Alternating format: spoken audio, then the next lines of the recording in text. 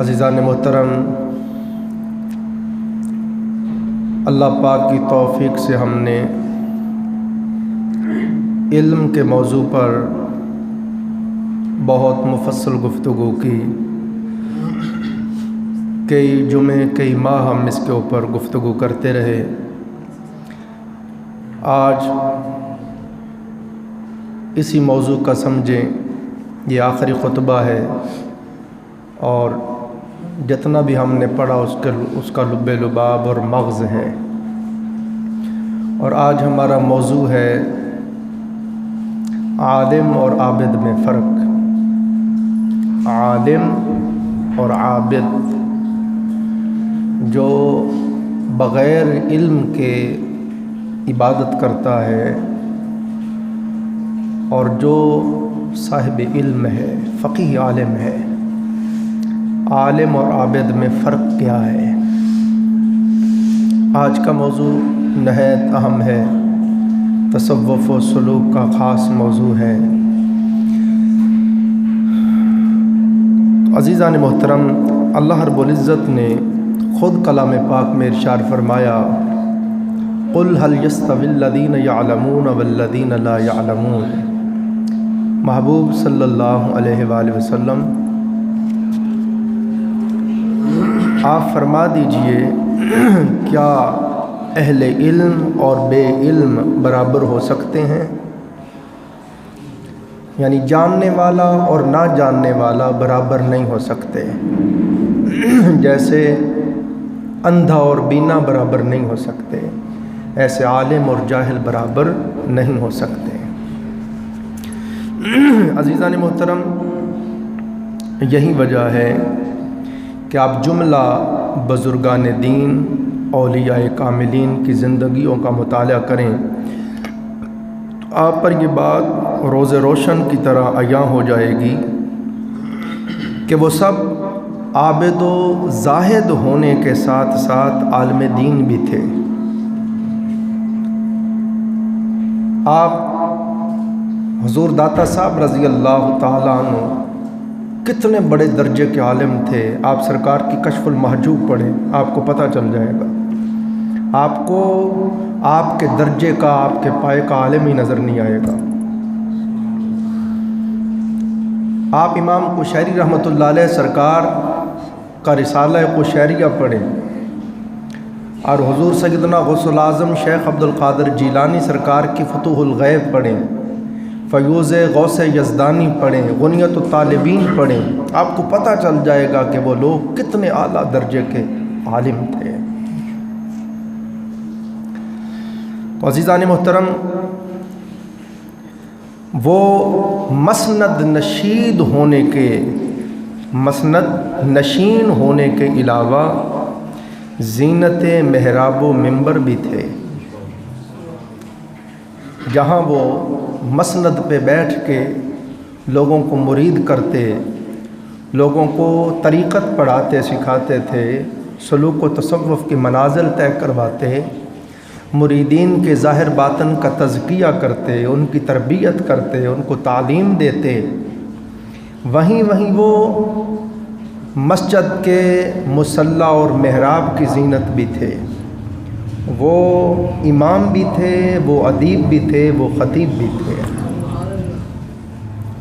حضور غوث پاک کا سناتا نہیں آپ کو، 70 ہزار لوگ آپ کا خطاب سننے کے لیے آتے تھے۔ آج بھی آپ اولیاء اللہ کے، اکثر اولیاء صالحین کے مزارات پر جائیں تو ان کے مزار کے ساتھ مسجد ہے۔ جہاں بھی بزرگ تشریف لائے انہوں نے سب سے پہلے مسجد بنائی۔ آقا علیہ السلام بھی مکہ پاک سے ہجرت فرما کے آئے، قباء کے مقام پہ ٹھہرے تو یہاں مسجد قباء کی بنیاد رکھی۔ پھر مدینہ طیبہ آئے تو یہاں حضور نے مسجد نبوی بنائی، اور زندگی بھر پھر حضور علیہ السلام اس مسجد میں نماز پڑھاتے رہے، خطبات ارشاد فرماتے رہے، صحابہ کی تربیت فرماتے رہے، اور ساتھ اصحاب صفا کا مدرسہ بھی بنایا تھا اور خانقاہ بھی بنائی تھی، جہاں صحابہ اکرام کی تعلیم اور تربیت ہوتی۔ عزیزان محترم، ان ساری چیزوں سے پتہ چلتا ہے کہ ان کا دین کے ساتھ علم کے ساتھ کامل تعلق تھا، اور یہی وجہ ہے حضور علیہ الصلوۃ والسلام نے علم اور علماء کی شان بیان کرتے ہوئے فرمایا، میرے صحابہ تم جانتے ہو سب سے بڑا سخی کون ہے؟ صحابہ اکرام رضوان اللہ علیہ مجمعین نے عرض کیا، آقا حبیبی یا رسول اللہ صلی اللہ علیہ وسلم، اللہ اور اس کا رسول بہتر جانتے ہیں۔ آقا علیہ السلام نے فرمایا سب سے بڑا سخی اللہ ہے، اور اس کے بعد ساری اولاد آدم میں سب سے بڑا سخی میں ہوں، اور اس کے بعد آقا علیہ السلام نے فرمایا اس کے بعد پھر سب سے بڑا سخی وہ ہے جس نے علم حاصل کیا پھر آگے لوگوں کو سکھاتا رہا۔ حضور علیہ السلام نے علم کی شان کو بیان کیا۔ پھر عزیزان محترم آقا علیہ الصلوۃ والسلام نے یہاں تک علم اور علماء کی شان کو بیان کیا، سرکار نے فرمایا ایک فقیہ عالم جس کو دین کی اللہ نے سوجھ بوجھ عطا کی ہے، تفقہ عطا کی ہے، وہ قرآن اور حدیث سے مسائل کا استنباط اور استخراج کر لیتا ہے، جب ضرورت پڑے قرآن و حدیث سے مسائل نکال لیتا ہے، فقیہ عالم ہے۔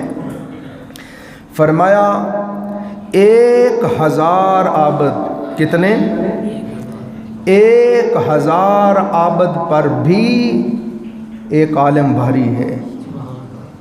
شیطان کہتا ہے کہ 1000 عابد مجھ پر اتنے بھاری نہیں جتنا ایک تنہا عالم میرے اوپر بھاری ہے۔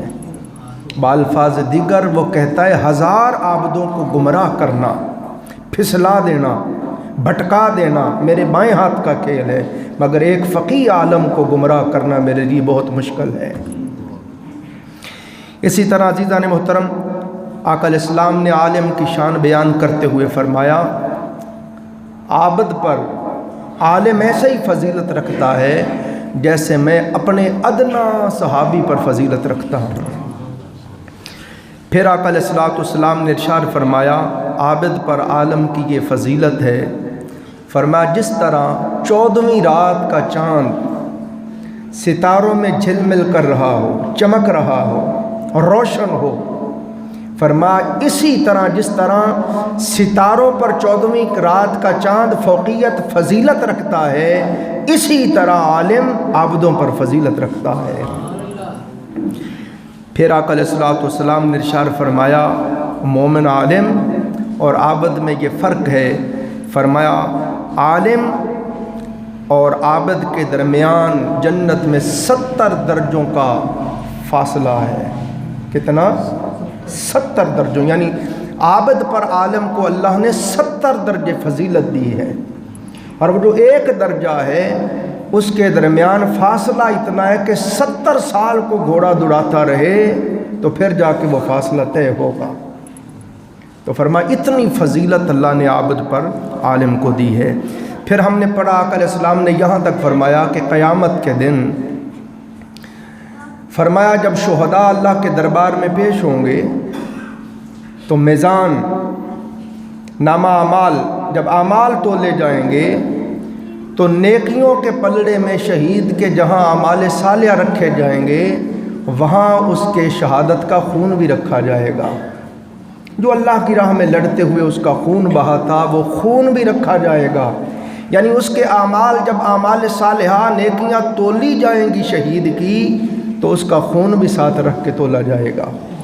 اور فرمایا جب عالم آئیں گے، علماء آئیں گے تو ان کے اعمال صالحہ کو نیکیوں کو جب تولا جائے گا تو ساتھ جو زندگی بھر وہ کتابیں پڑھتے رہے، پڑھاتے رہے، لکھتے رہے، ان کی کتابوں کی سیاہی کو بھی تولا جائے گا۔ آقا علیہ السلام نے فرمایا شہیدوں کے خون کو بھی تولا جائے گا، عالموں کی کتابوں کی سیاہی کو تولا جائے گا، کوئی نہ بھولے علماء کی کتابوں کی سیاہی شہداء کے خون پہ بھاری ہوگی۔ اسی طرح عزیزان محترم پھر علم بہت بڑی دولت ہے، بہت بڑی دولت ہے۔ آقا علیہ السلام نے ارشاد فرمایا عالم کی شان تو بہت بلند و بالا ہے، فرمایا طالب علم جب چلتا ہے تو اس کے پاؤں کے نیچے رحمت کے فرشتے پر بچھاتے جاتے ہیں۔ پھر آقا علیہ السلام نے فرمایا عالم دین کی زیارت کرنا باعث نجات ہے، فرمایا کعبۃ اللہ کی زیارت کرنا ثواب ہے، کلام پاک کی زیارت کرنا ثواب ہے، والدین کی زیارت کرنا ثواب ہے، ایسے عالم کی زیارت کرنا بھی ثواب ہے۔ پھر فرمایا علماء کی مجلس، عالم کی مجلس میں جو بیٹھ گیا وہ ایسے ہی ہے جیسے جنت کے باغات میں بیٹھ گیا۔ پھر آقا علیہ الصلوۃ والسلام نے یہاں تک بیان کیا، فرمایا کہ کوئی عالم کسی بستی سے گزر جائے، یہ سب حضرت امام غزالی نے لکھا ہے احیاء علوم الدین میں، فرماتے کوئی عالم بعمل کسی بستی سے گزر جائے، اس کا گزر ہو جائے، تو فرمایا اس بستی والوں کا جو قبرستان ہے، قبرستان کے اوپر سے 40 دن کے لیے اللہ عذاب اٹھا لیتا ہے۔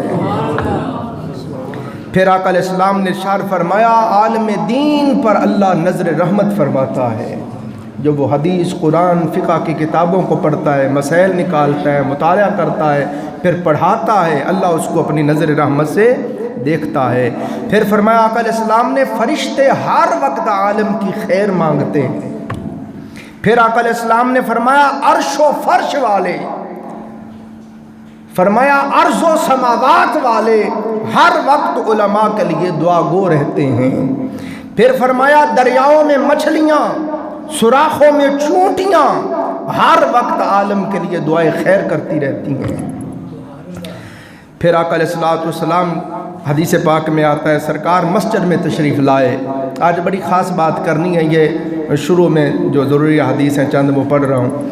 پھر آقا علیہ السلام مسجد میں تشریف لائے، سرکار نے دیکھا کہ صحابہ کرام 2 جماعتوں میں منقسم ہو کے بیٹھے تھے، 2 گروہوں میں 2 مجلسیں لگی ہوئی تھیں۔ ایک گروہ، ایک جماعت جو تھی وہ اللہ رب العزت کی یاد، ذکر، فکر کر رہی تھی اور عبادت و ریاضت میں مصروف تھی، اور ایک گروہ، ایک جماعت کو دیکھا وہ علم پڑھنے اور پڑھانے میں مصروف تھے۔ آقا علیہ السلام نے دونوں کی طرف دیکھا اور دیکھ کے سرکار نے فرمایا یہ دونوں مجلسوں والے بھلائی والے ہیں، خیر والے ہیں، بہتری والے ہیں، فلاح والے ہیں، مگر آقا علیہ السلام کہا دونوں کو کہ بھلائی والے ہیں، مگر جو علم پڑھ رہے تھے، پڑھا رہے تھے، ان کی مجلس میں جا کے بیٹھ گئے، اور فرمایا خیر پر وہ بھی ہیں جو ذکر و اذکار کر رہے ہیں، عبادت و ریاضت کر رہے ہیں، مگر تم میں اس لیے آ کے بیٹھا ہوں تم وہ کام کر رہے ہو جس کو کرنے کے لیے اللہ نے مجھے مبعوث فرمایا ہے۔ یہاں تک حضور علیہ السلام نے پڑھنے پڑھانے کے فضائل کو بیان کیا۔ اسی طرح حضرت امام غزالی رحمۃ اللہ علیہ احیاء علوم الدین میں اپنی سند سے حدیث لائے، فرماتے ہیں حضرت ابو ذر غفاری رضی اللہ تعالیٰ عنہ حدیث کے راوی ہیں، فرماتے آقا علیہ السلام نے یہاں تک بیان فرمایا، آپ نے دیکھا علم کی مجلس میں حضور بیٹھے اور علم کی مجلس کی اتنی فضیلت بیان کی، اتنی فضیلت بیان کی، تاجدار کائنات صلی اللہ علیہ وآلہ وسلم نے فرمایا کہ 1000 رکعت نماز نفل پڑھنے سے بہتر ہے علم کی مجلس میں بیٹھ جا۔ فرمایا 1000 مریضوں کی، بیماروں کی بیمار پرسی تیمارداری کرنے سے بہتر ہے علم کی مجلس میں بیٹھ جا۔ 1000 جنازوں میں شریک ہونے سے بہتر ہے علم کی مجلس میں بیٹھ جا۔ صحابہ کرام رضوان اللہ علیہم اجمعین نے عرض کی آقا حبیبی یا رسول اللہ، لجپال آقا، قرآن پڑھنے سے بھی زیادہ فضیلت ہے علم کی مجلس میں بیٹھنا؟ آقا علیہ السلام نے فرمایا قرآن بھی تو کسی صاحب علم سے ہی پڑھے گا، جب تو قرآن پڑھے گا تو کسی علم والے سے ہی پڑھے گا نا، پھر اس کا ترجمہ، اس کی تفسیر کسی صاحب علم سے ہی پڑھے گا نا۔ تو فرمایا ہر صورت تجھے علم کی مجلس کی حاجت ہے۔ فرمایا پہلے ہی علم ہے، پھر سارے ذکر اذکار، عبادتیں، ریاضتیں، مجاہدے بعد میں آتے ہیں۔ آج کا جو ہمارا خصوصی موضوع ہے اور جس پر میں آج خصوصی گفتگو کرنا چاہتا ہوں، چند باتیں اپنی ساری زندگی کا ظاہری باطنی جو مشاہدہ اور علم مطالعہ ہے اس کی روشنی میں بڑی کام کی 2-4 باتیں آپ کو سناتا ہوں۔ اب دیکھیں حضور علیہ السلام نے علم کتنی فضیلت بیان کی، یہی وجہ ہے خواجہ خواجگان خواجہ جنید بغدادی رحمۃ اللہ تعالیٰ علیہ آپ نے فرمایا اب ہم تن گوش ہو کے میں جو عرض کروں دل کے نیا خانے میں لکھتے جانا، ظاہراً باطناً، کبھی باطن میں آپ کشف میں بھی ہوں گے، خواب بھی دیکھ رہے ہوں گے تو یہ باتیں آپ کو یاد آئیں گی، آپ کے دل دماغ کو اپیل کریں گی، اور ظاہر میں بھی یہ قدم قدم پہ آپ کے کام آئیں گی۔ خصوصی طور پر جو لوگ سلوک اور تصوف سے محبت کرتے ہیں، روحانیت سے محبت کرتے ہیں، اولیاء سے محبت کرتے ہیں، صاحبان سلسلہ ہیں، ان چیزوں سے جن کو بہت شغف ہے، محبت ہے، تعلق ہے، خصوصی طور پر یہ باتیں ان کے لیے بڑی کام کی ہیں۔ خواجہ جنید بغدادی رحمۃ اللہ علیہ فرماتے ہیں ہم نے ہمیشہ اپنے کشف کو، یعنی بیٹھے ہیں مراقبے میں، آنکھ لگ گئی، یہاں اللہ نے کشف کھول دیا، کچھ منظر نظر آیا، یا سوئے ہوئے خواب میں اللہ تعالیٰ نے کچھ دکھایا، فرمایا جو کچھ بھی ہمیں کشف نصیب ہوتا ہے، فرماتے ہم ہمیشہ جو بھی کشفاً روحانیتاً ظاہراً باطناً دیکھتے ہیں پہلے اس کو قرآن اور سنت پر پیش کرتے ہیں، اگر وہ قرآن اور سنت کے عین مطابق ہو تو پھر اس کو قبول کرتے ہیں، سمجھتے ہیں کہ یہ اللہ اور رسول کی طرف سے ہے۔ اگر قرآن اور سنت کے عین مطابق نہ ہو تو سمجھ جاتے ہیں یہ شیطان کا فریب ہے، شیطان کا دھوکہ ہے، اس کو رد کر دیتے ہیں۔ اب دیکھیں قرآن و سنت پر بھی تو وہی لگائے گا نا جس کے پاس علم ہوگا، جو قرآن اور سنت کا علم جانتا ہے وہی لگائے گا نا، جس کے پاس قرآن و سنت کا علم ہی نہیں اسے تو شیطان پھر بہکا کے لے جائے گا۔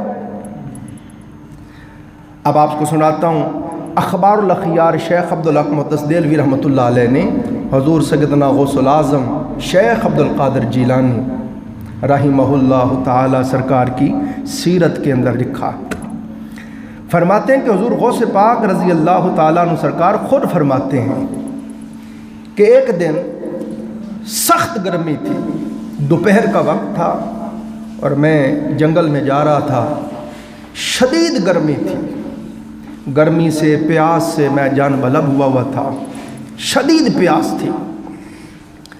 فرماتے ہیں دور دور تک پانی نہیں تھا، پیاس شدید لگی ہوئی تھی، گرمی شدید لگ رہی تھی، گرمی سے پیاس سے انتہا درجے کی بے قراری بے چینی تھی کہ اچانک میں نے دیکھا کہ ایک بادل میرے اوپر آ گیا، بادل کا ٹکڑا میرے اوپر آ گیا، میں چل رہا ہوں اور وہ بادل کا ٹکڑا میرے اوپر چل رہا ہے، اس نے میرے اوپر سایہ کر دیا، اور پھر یکا یک وہ بادل برس پڑا، جب اس میں سے بارش برسی فرماتے میں سیراب ہو گیا، میری ساری بے چینی ختم ہو گئی، دلی سکون ملا۔ فرماتے میں بڑا خوش ہوا کہ اللہ نے کتنا کرم کیا ہے، سخت گرمی تھی، اللہ نے یہ بادل کا ٹکڑا بھیجا اور بارش برسی ہے اور میری یہ پیاس بجھ گئی ہے۔ حضور غوث پاک سرکار فرماتے ہیں کہ میں نے جب سوچا کہ میرے اوپر بادل آ گئے اور پانی بر، دل میں خوشی ہوئی، نفس خوش ہوا، تو فرماتے ہیں اس بادل کے اندر سے آواز آئی، اے عبد القادر میں تیرا پروردگار بول رہا ہوں، میں تیرا رب بول رہا ہوں، تیری عبادتوں ریاضتوں سے میں خوش ہو گیا ہوں، اس وجہ سے تیرے اوپر بادل بھیجا ہے اور بارش برسائی ہے، اور میں آج اعلان کرتا ہوں باقی لوگوں پر جو کچھ حرام ہے تیرے لیے ہم نے حلال کر دیا۔ حضور غوث پاک سرکار فرماتے ہیں میں نے فوراً قرآن اور سنت میں لگا کے دیکھا، میں نے کہا یہ امر تو اللہ نے حضور کو بھی نہیں دیا، یہ بات تو اللہ نے تاجدار کائنات جو اس کے محبوب تھے، جو سید الانبیاء تھے، جو سید المرسلین تھے، جو وجہ تخلیق کائنات تھے، جن پر اللہ کی وحی اترتی تھی، جن کے لیے ساری کائنات بنائی تھی، یہ بات تو اللہ نے حضور کو بھی نہیں فرمائی، یہ ضرور شیطان ہے۔ آپ نے کہا اعوذ باللہ من الشیطان الرجیم، لا حول ولا قوت الا باللہ العلی العظیم۔ جو ہی آپ نے یہ فرمایا تو وہ بادل ایسے پھٹا، روشنی روشنی ہو گئی۔ اس نے پھر حملہ کیا، اس نے کہا عبد القادر جیلانی میں نے یہ والا فریب دے کر یہ والا دھوکہ دے کے ہزاروں غوثوں کتبوں بزرگوں کو گرا دیا، گمراہ کر دیا، ہزاروں عبدوں زاہدوں کو پھسلا دیا، گمراہ کر دیا، برباد کر دیا۔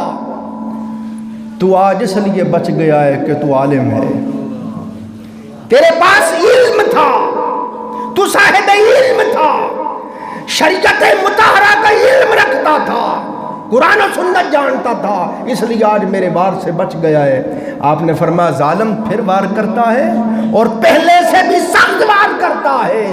ذلیل میں علم سے نہیں بچا ہوں، میں اپنے رب کے فضل سے بچا ہوں۔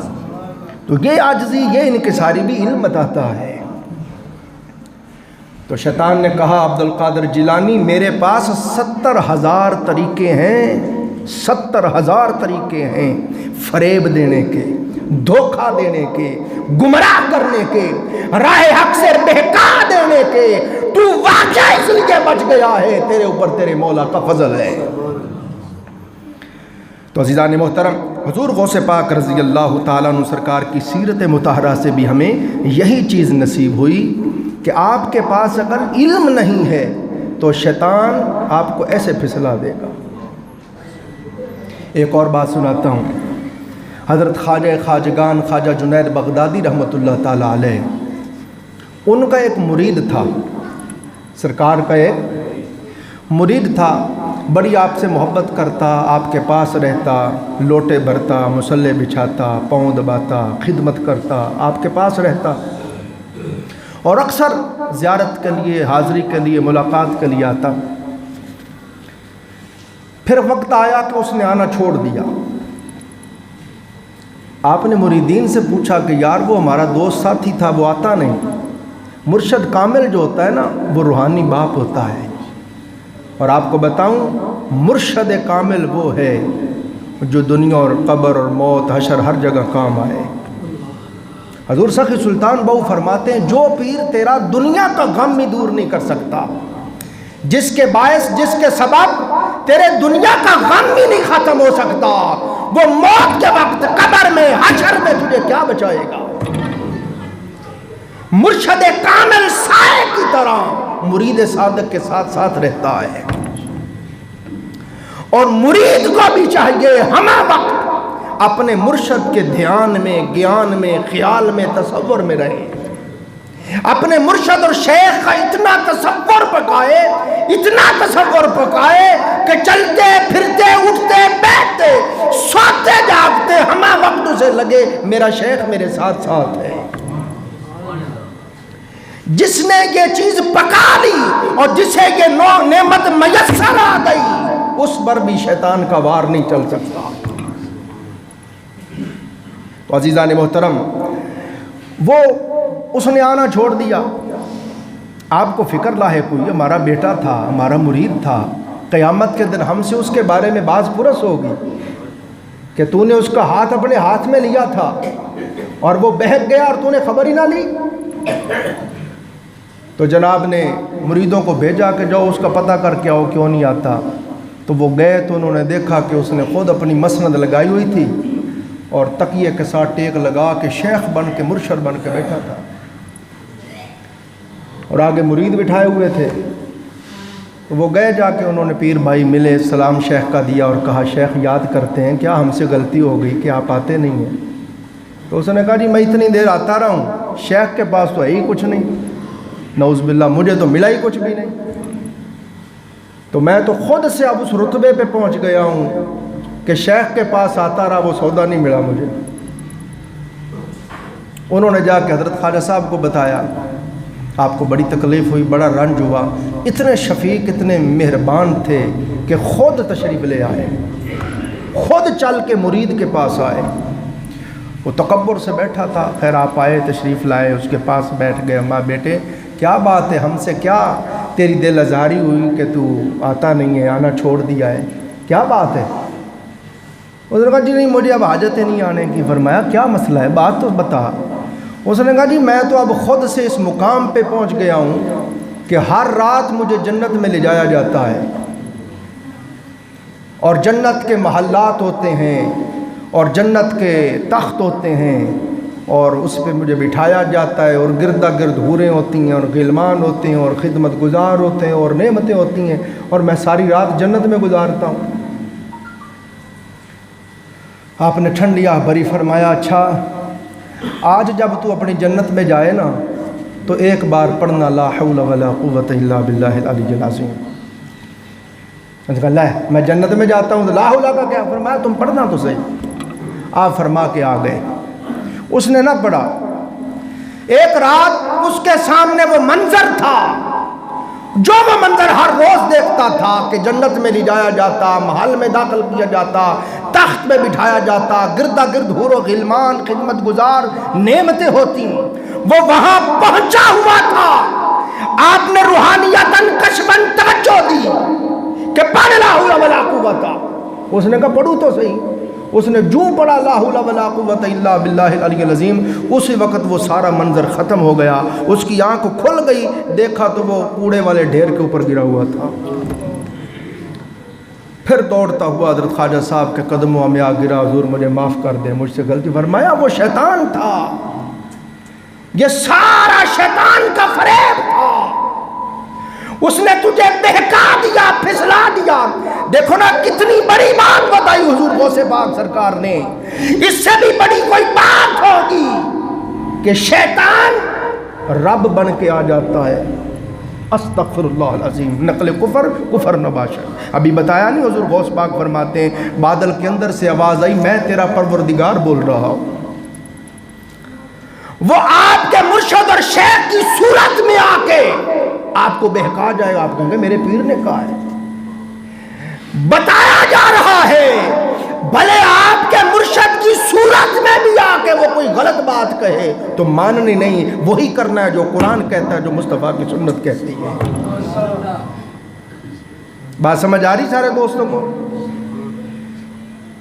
صرف وہ مرشد کے شیخ کے کسی کے بھی روپ میں آ سکتا ہے، اگر وہ نہیں روپ بنا سکتا تو تاجدار کائنات کا نہیں بنا سکتا، اس کو پر بین ہے، پابندی ہے۔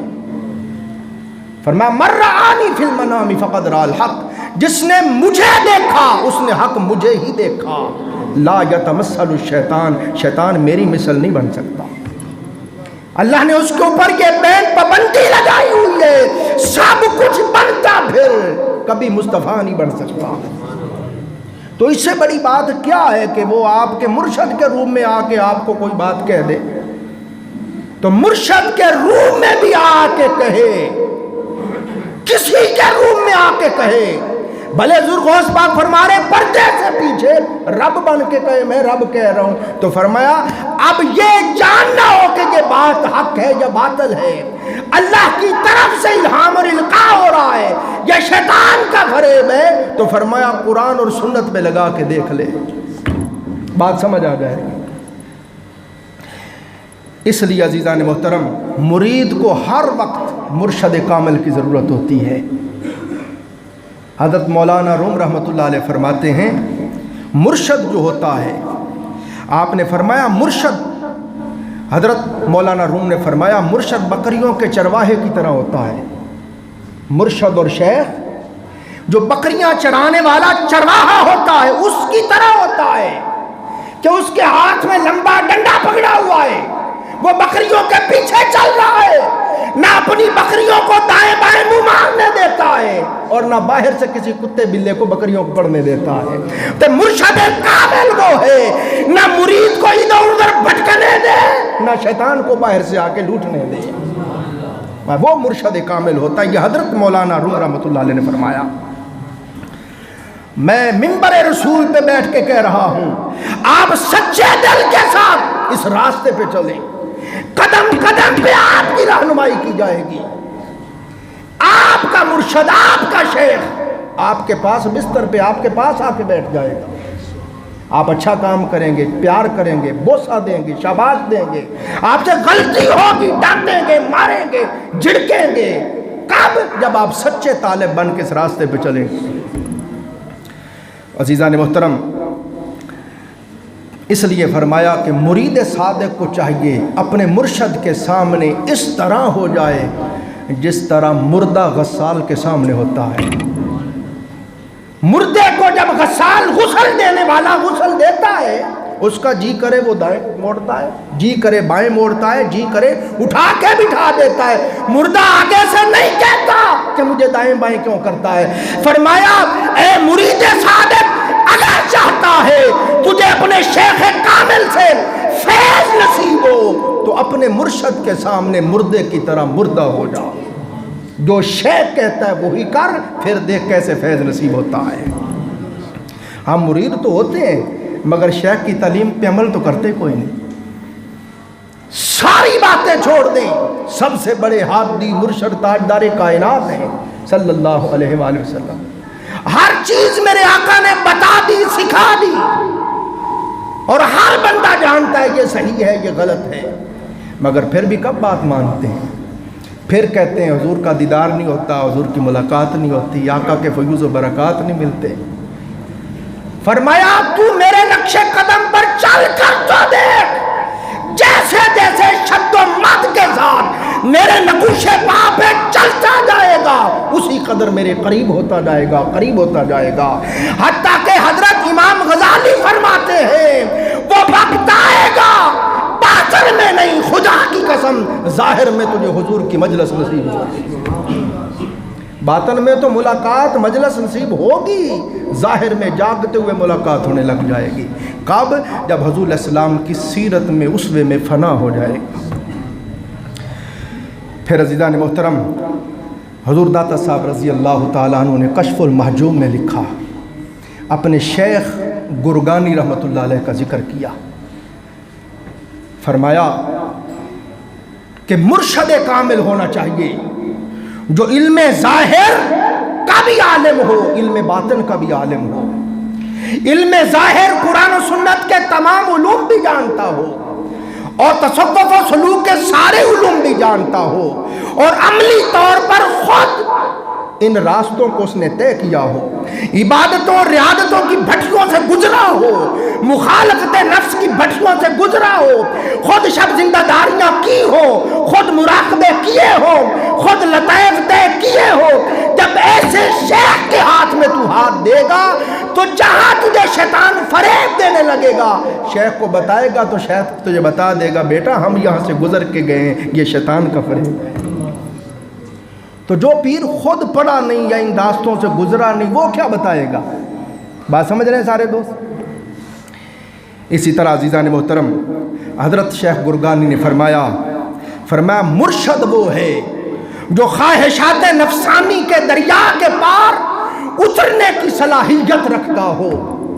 خواجہ جنید بغدادی رحمت اللہ علیہ نے فرمایا اے طالب مولا، اے رب کے تمنائی، تو جاننا چاہتا ہے، تو چاہتا ہے مجھے اللہ کا قرب نصیب ہو جائے، اللہ رب العزت کی رضا نصیب ہو، اللہ کی معیت نصیب ہو، اللہ کا تقرب نصیب ہو۔ خواجہ جنید فرماتے ہیں اے بندے، تیرے اور تیرے رب کے درمیان تیرا نفس ہے، اپنے نفس کو فنا کر دے، جس قدر نفس کا مخالف ہوتا جائے گا اسی قدر مولا کے قریب ہوتا جائے گا، اسی قدر مولا۔ اور آپ نے فرمایا اللہ کی راہ، اللہ کی طرف جانے والے جتنے راستے ہیں سارے راستوں میں سے قریب ترین راستہ مخالفت نفس کا راستہ ہے۔ جو جتنا زیادہ نفس کا مخالف ہوتا جاتا ہے اتنا ہی زیادہ مولا کے قریب ہوتا جاتا ہے۔ تو ہم تو نفس پرست ہیں، جو نفس کہتا ہے کھلا دیا، جب نفس نے کہا سلا دیا، جو نفس کہتا ہے وہ کرتے ہیں۔ ادھر سے آواز آتی ہے پچھلی رات کا پہر ہے، ہر کوئی میٹھی نیند سویا ہوا ہے، اور وہ اپنا عرش معلا چھوڑ کر آسمان دنیا پہ آ کے صدا دے رہا ہے، کون ہے میرا تمنائی؟ ہم آرام دہ بستروں پہ سوتے رہتے، تو تمنائی وہ ہوتے ہیں جو اس کی خاطر آرام دہ بستروں کو لات مار کے مسلوں پہ آ کے کھڑے ہو جاتے ہیں۔ یہ ہے مخالفت نفس۔ اب رمضان شریف آ رہا ہے، اس کی رضا ہے صبح تا شام میرے لیے بھوکا پیاسا رہے، کہیں یہ روزہ ہی نہیں رکھیں گے، اور پھر چاہتے ہیں رب راضی ہو جائے، رب مل جائے، رب کا قرب ملے۔ فرمایا میرا بننا ہے تو نفس کا مخالف بن، جس قدر تیری نفس سے دشمنی زیادہ ہوتی جائے گی اسی قدر میرے ساتھ دوستی زیادہ ہوتی جائے گی. سبحان اللہ. پھر سنیں عزیزان محترم، حضرت غوث علی شاہ صاحب قلندر پانی پتی رحمۃ اللہ علیہ لکھتے ہیں، بس 2-4 منٹ دیں محبت سے. آپ نے اس بات کو اس طرح سمجھایا، آپ نے فرمایا کہ مرشد کامل ہو، مرشد کامل ہو، جس طرح میں نے بتا دیا ظاہری باطنی علوم جانتا ہو، مرشد کامل ہو. تو فرمایا جب مرشد کامل کے ہاتھ میں آپ ہاتھ دیں گے، مرشد کامل آپ کو تعلیم دے گا، آپ کی تربیت کرے گا، آپ سے عبادتیں ریاضتیں کروائے گا، آپ کو مجاہدوں کی بھٹیوں سے گزارے گا، مخالفت نفس کروائے گا، شب زندہ داریاں کروائے گا، کروا کے ظاہر باطن کی تطہیر کرے گا، لطائف کھولے گا. جب ظاہر باطن مطہر ہو گئے، پاک ہو گئے اور ان کے اندر لطافت آ گئی تو پھر مرشد کامل مرید کی روح کو اپنی روح کے ساتھ محلول کرتا ہے، مرید صادق کی روح کو اپنی روح کے ساتھ ملاتا ہے مرشد کامل. اور پھر مرشد کامل سوئے لامکان پرواز کرتا ہے. پھر مرشد جا رہا ہے اوپر، پھر آسمان نیچے رہ جاتے ہیں، ملکوت نیچے رہ جاتے ہیں، پھر جبروت نیچے رہ جاتے ہیں، ہاہوت سے گزرتا ہے، لاہوت سے گزرتا ہے، جہاں جہاں سے مرشد کامل گزرتا جا رہا ہے مرید صادق بھی ساتھ ساتھ گزرتا جا رہا ہے.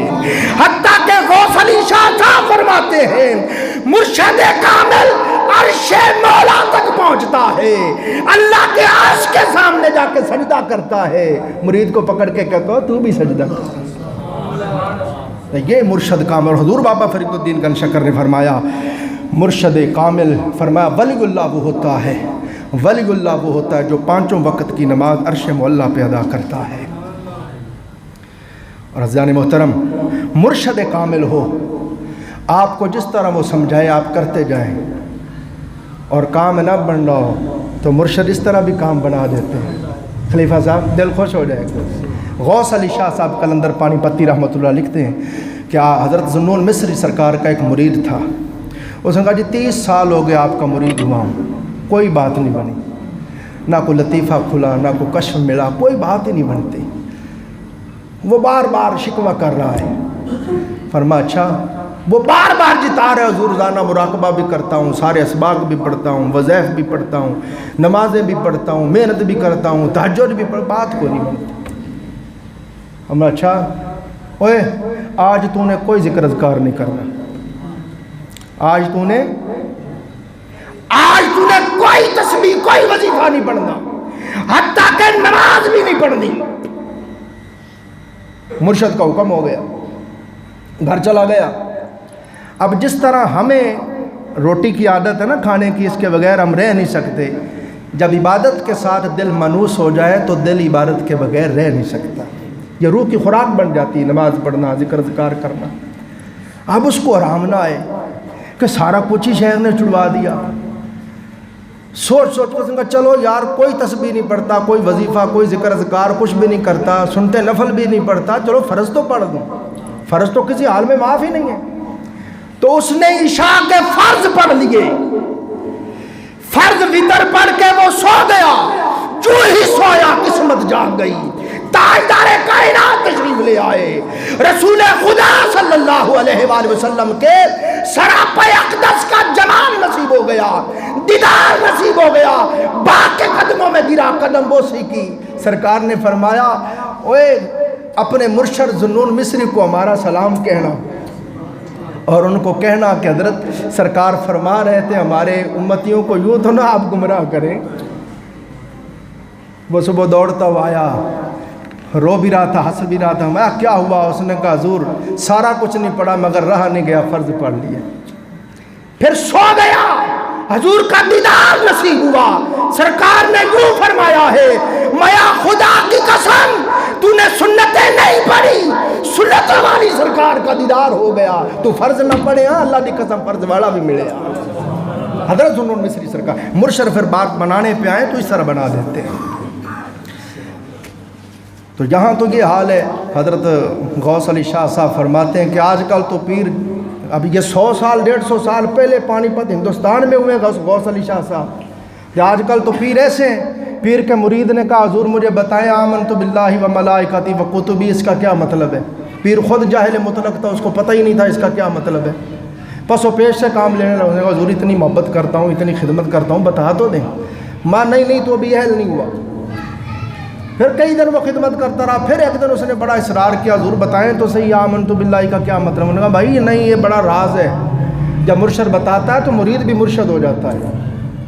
وہ کہا جی بتا دے مہربانی. انہوں نے کہا نہیں تو ابھی اہل نہیں ہوا. اس نے بڑا اصرار کیا. اس نے کہا تو نے دیکھا نہیں مولویاں نے کتنے بزرگوں نے کھلا اترواتی ہیں، سولی چڑھاتا، تو ابھی اہل نہیں ہے. وہ کہا نہیں حضور مہربانی کر دیں، کسی کو نہیں بتاؤں گا. انہوں نے کہا اچھا چافے دروازہ بند کر، کنڈی لگا، تالا لگا، خبردار کسی کے سامنے ذکر نہ کریں.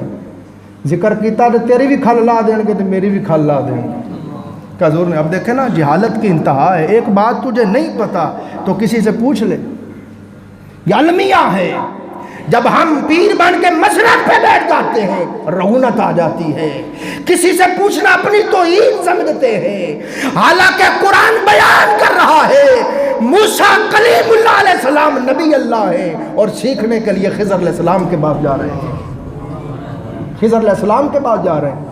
یہی وجہ ہے جو اللہ کے مردان حق ہیں علماء کو دیکھو وہ مشائخ کے مرید بنتے ہیں، اور جو سچے مشائخ ہیں ضرورت پڑے تو وہ علماء کے شاگرد بنتے ہیں. تو اب اس نے کسی سے پوچھا نہیں. آپ سب جانتے آمنت باللہ کا مطلب ہے میں ایمان لایا اللہ پر، و ملائکتی اس کے فرشتوں پر، و کتبی اس کی کتابوں پر، و رسولی اس کے رسولوں پر، والیوم الاخر قیامت کے دن پر. پیر صاحب اس کو کہتے ہیں سن کسی نے ذکر نہ کریں. آمنت باللہ نقل کفر نہ باشد. آمنت باللہ اللہ میاں دا ایک باللہ سے. آمنت باللہ کا مطلب کیا کرتا ہے؟ اللہ میاں دا ایک باللہ سے. و ملائکتی و ملائک آ جاندہ سے. و کتبی ہوندہ تو کتے چھاڑ دیتے. و رسولی ان رسیاں نہ باندھ دیتا. والیوم الاخر تو اندی اخیر ہو گئی تو خبردار بار ذکر نہ کریں تینوں بھی مارن گے تو میں نے بھی مارن گے. غوث علی شاہ صاحب قلندر پانی پتی ہماتے ہیں. آج کل تو اکثر پیر اس طرح کے ہیں، تو رہنمائی کون کرے گا؟ بس یہاں پہ بات ختم کر دی. میں نے آپ کا بڑا وقت لیا، یہ سنانا تھا. اصل میں حدیث پاک میں آتا ہے عصر کے بعد ہر روز شیطان اپنا تخت سمندر پہ لگاتا ہے. سمندر پر سارے شیاطین جمع ہوتے ہیں اور کارزاری بیان کرتے ہیں، میں نے یہ کیا، میں نے یہ کیا. کوئی کہتا جی میں نے اتنوں سے زنا کروا دیا، کوئی کہتا جی میں نے اتنوں کو شراب پلا دی، اتنوں کو نماز نہیں پڑھنے دی. بیان کرتے جاتے ہیں، کرتے کرتے ٹھیک ہے ٹھیک ہے ٹھیک ہے. ابلیس کے سامنے ابلیس کا تخت لگا ہوا ہے سمندر پہ، شیاطین بتا رہے ہیں، وہ کہتا ہے ٹھیک ہے ٹھیک ہے. اچانک ایک بولتا ہے شیطان، وہ کہتا ہے جی آج میں نے ایک طالب علم کو پڑھنے نہیں جانے پڑھنے سے روکا ہے. ابلیس اچھل کے بیٹھا، کہتا انتا تو نے کام کیا ہے، باقی سارے چل گئے، ہم نے اتنے کارنامے کیے، شاباش نہیں دی، اور اس کو کہہ رہے تو نے کام کیا. اس نے کہا تم جانتے نہیں ہو جتنے لوگوں کو تم نے گمراہ کیا اس کا صدقہ ہے کہ اگر ان کے پاس علم ہوتا کبھی تمہاری بات نہ مانتے، وہ اس لیے پھسل گئے کہ وہ جاہل تھے. اس نے کہا تمہیں یوں بات سمجھ نہیں آئے گی، آؤ میرے ساتھ تمہیں سمجھاتا ہوں، میں تحفہ دے رہا ہوں زندگی بھر کام آئے گا. اس نے کہا مجھے بتاؤ کس علاقے میں کوئی عابد بھی رہتا ہے اور عالم بھی رہتا ہے؟ عابد ہے مگر نرا عابد ہے، علم نہیں، اور ایک عالم بھی رہتا ہے. شیطانوں نے بتایا جی فلاں جگہ کو چلو. صبح نماز فجر کا وقت تھا، وہ راستے میں اس نے باقیوں کو کہا پیچھے ہو کے کھڑے ہو جاؤ چھپ کے.